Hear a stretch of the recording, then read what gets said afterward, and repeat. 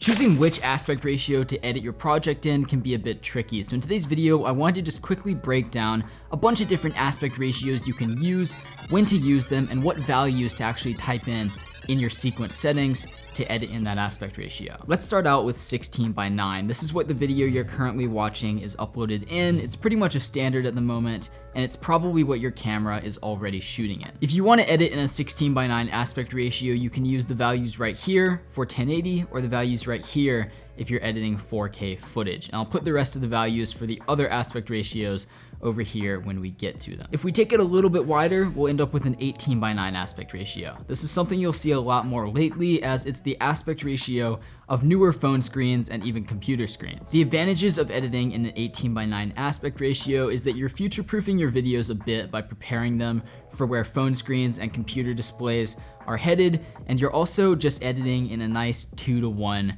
aspect ratio. So if you want to edit in 18:9, you can see the values to type in right over here. If we take it even wider, we'll end up with a 2.35:1 aspect ratio. This is one that I like to use a lot because it gives your videos just a little bit more of a cinematic feel, but it also gives you the opportunity to animate the video underneath those bars. Animating the video to add some extra camera movement in post is something I do all the time, so this is definitely one of my favorite aspect ratios to edit in, and you can see the values to use right over here. But let's see what happens if we take it in the opposite direction. This is a 4:5 aspect ratio. It's perfect for Instagram because it's gonna take up more space in someone's feed when they're scrolling through than any other aspect ratio would. The only downside is that you're usually gonna be cropping in from 16:9 and losing a lot of information around the edges of the video. But if you wanna use it, the values are right over there. Finally, let's talk about 9:16. As you can see, this is the narrowest one we're gonna talk about today, and it's perfect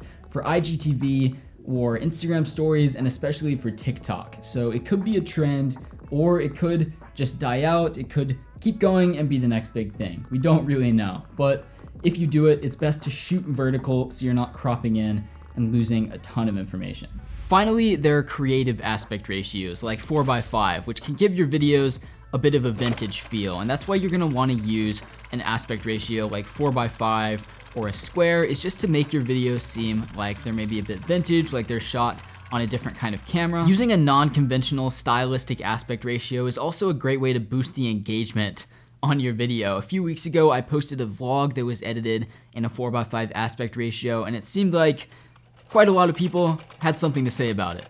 So I'll just leave that here. In all seriousness though, a creative aspect ratio like 4:5 or a square can be a fun way to set your videos apart from the crowd and just play around with something new. Regardless of the aspect ratio you're using, the most important thing is to edit your sequence in that aspect ratio rather than just slapping on an overlay of black bars onto the top and bottom or side edges of your video. All that being said, I hope this video has helped to kind of clarify your knowledge on which aspect ratio to use depending on the project you're editing and how you can go about doing so.